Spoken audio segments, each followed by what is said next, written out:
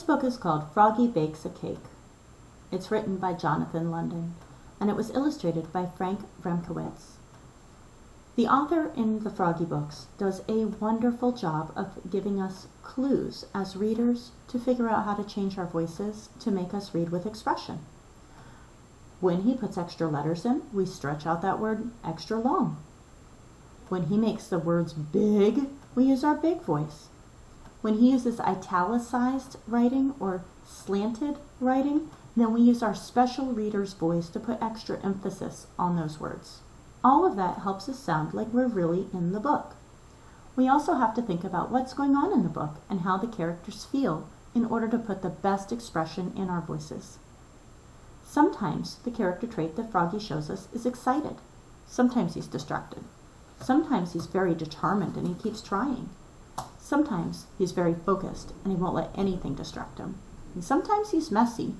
Sometimes he's loud. Let's figure out what character trait he shows us in this book. Froggy Bakes a Cake by Jonathan London.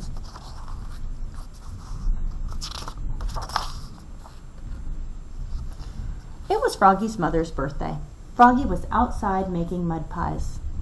"Froggy!" called his father. "What?" "Help me bake a cake for your mother."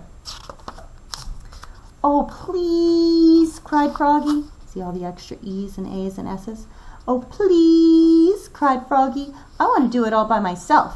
So Froggy flopped into the kitchen. Flop, flop, flop. "You'll need flour," said his father, "and sugar and chocolate." "I know," cried Froggy, and he pushed his chair against the counter and climbed up. He took down the flour. He took down the sugar. He took down all the chocolate candy his mother had hidden since Halloween.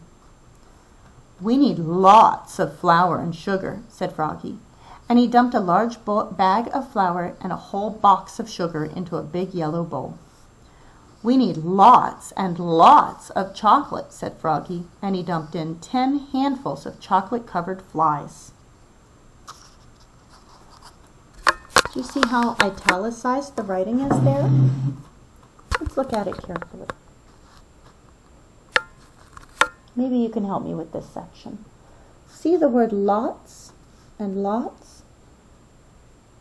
Look at that L. It's definitely slanted. It's not going straight up and down like this L. Same thing for the T and the S. They're slanted as well. They look different than this T or this S. So let's say it special. "We need lots and lots of chocolate," said Froggy, and he dumped in 10 handfuls of chocolate-covered flies.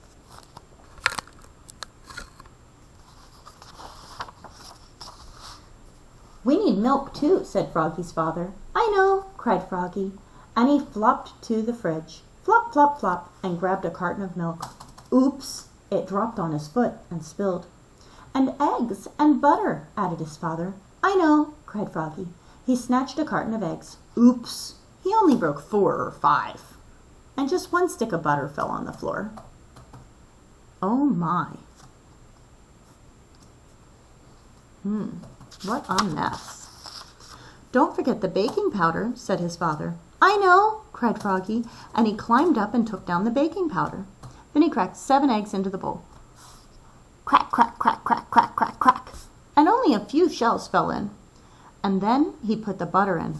Blub, and he poured in the milk. Glub, glub, glub. I love the way that the author puts those sound words in there so that we can make it sound like we're mixing the cake too. And finally he dumped in the whole box of baking powder. Shloop.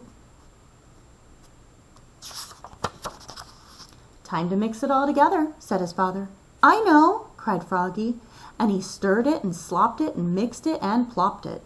Then he dumped all the goopy cake batter into a cake pan and shoved the cake into the oven, and he sang, "Oogly boogly burbly blake, I make and I bake and I wait for the cake." "Froggy!" called his father. "What?" "While you wait for the cake to bake, help me blow up the balloons." Froggy helped blow up the balloons. He blew, and he blew, and he blew, and he blew. Pop! "Now," said his father, "help me set the table." Froggy helped set the table. Oops! He knocked over the lemonade, and the paper party tablecloth got all wet. Oh, is he making a mess again? "Froggy!" called his mother. "What? What smells so good?"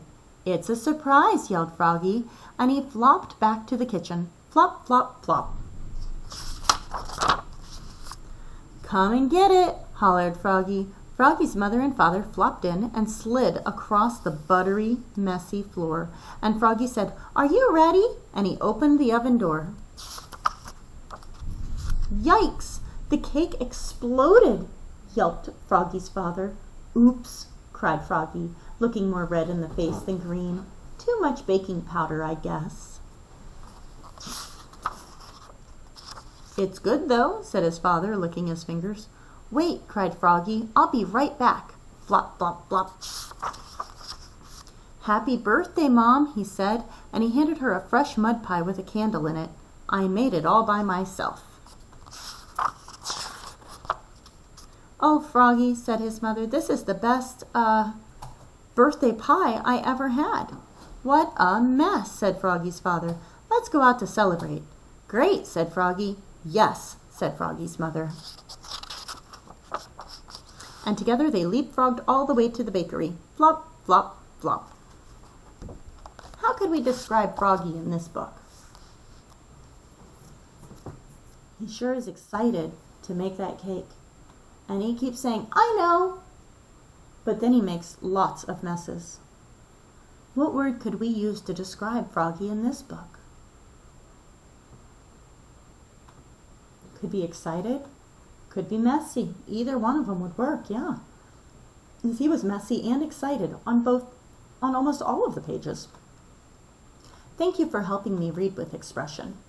Don't forget, when you read a book, you should use your special reader's voice to try and sound like what you think the character sounds like when he's feeling the way that the character is feeling in your book, and to look at the way that the author made the words look in your book.